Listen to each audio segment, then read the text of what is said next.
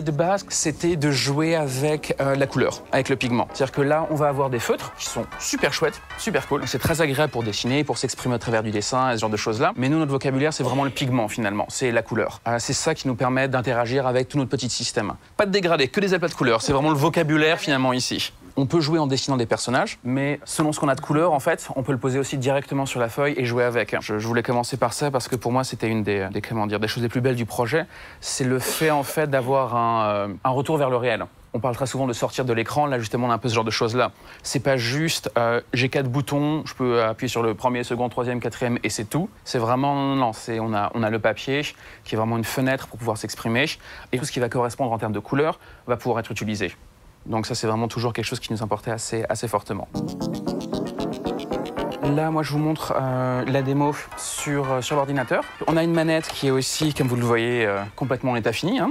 L'idée, c'est qu'on est en train de finaliser la table pour que non seulement le software marche, bien sûr, mais aussi pour qu'elle soit beaucoup plus accessible et aussi ludique en tant qu'objet. Il y aura des manettes métalliques qui pourront s'encastrer directement dans les tables pour pouvoir justement changer selon les jeux.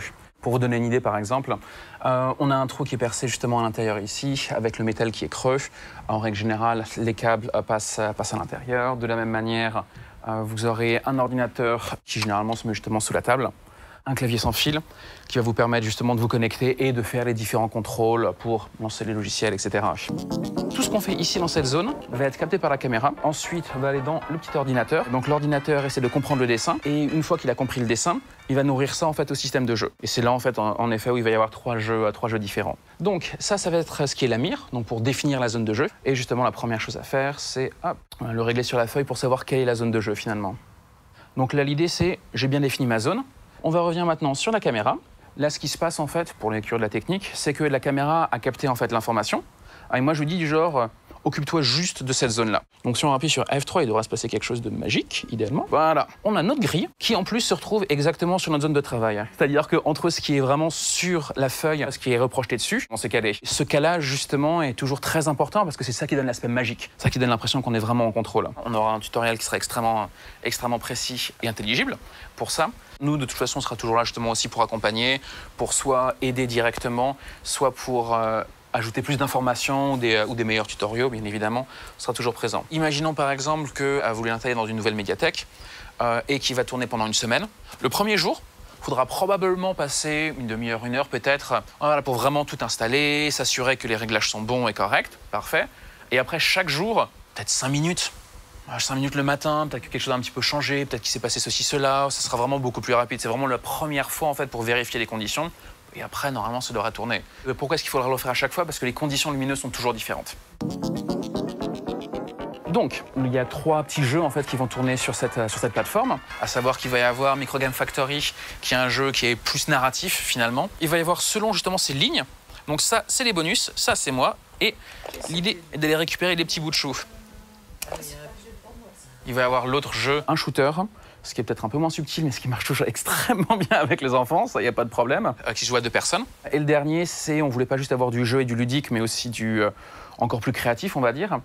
C'est un système d'animation. Caveman Animator. Par exemple, je vais déplacer mon personnage un petit peu au-dessus, je vais le rescanner. Et là, exactement. Là, on voit l'alternance entre les 2 frames, et là, on voit les 2 frames ici. On peut dessiner, créer ces petites animations, on peut exporter en GIF, on peut avoir différentes choses pour le réutiliser d'ailleurs sur Internet, le partager sur les réseaux sociaux. Beaucoup de possibilités. Nous, ce qu'on utilise généralement, c'est 4 couleurs. Ça va être vert, bleu, rouge et jaune. Et chacune va avoir un rôle très particulier selon le jeu. Maintenant, on va pouvoir revenir à Micro Game Factory. Rouge, ça veut dire pas bon, faut éviter. Si on a que du malus, le jeu, c'est éviter. Si j'évite quelque chose, je gagne un point. Si j'ai que du vert, le fait d'en récupérer un me donne un point, mais le fait d'en rater un me fait perdre une vie. Et ensuite, le jeu qui, en ce qui me concerne, est le moins intéressant, ça va être quand on mélange les 2. Et le dernier, ça va être le jaune, et il va jouer un double rôle, à la fois décor et séparation.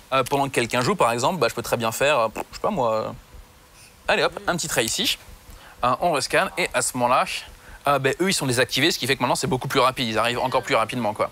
Alors, la recommandation, c'est commencer par le bleu, pour vraiment un peu genre définir votre petit personnage, le placer aux endroits, et ensuite rajouter en effet du rouge ou du vert selon l'envie. Ça, c'est aussi assez souvent, il va y avoir 3 étapes en fait dans l'usage de ce genre de système, ce jeu-là ou les autres. Il va y avoir le côté du genre à la One Again, où ça va être n'importe quoi, on va dessiner, on va faire n'importe quoi, etc. Et c'est très drôle, c'est très ludique. Mais ensuite, ça va être la phase de compréhension de la machine et du système. Bon, ça fait très rigide comme ça en fait, mais généralement, il y a une découverte qui est très chouette chez les enfants et chez les adultes aussi. Et la troisième, c'est vraiment genre, ok, il n'y a plus d'aspect découverte, quasiment plus d'aspect découverte, il y a un aspect réalisation. La flèche du bas.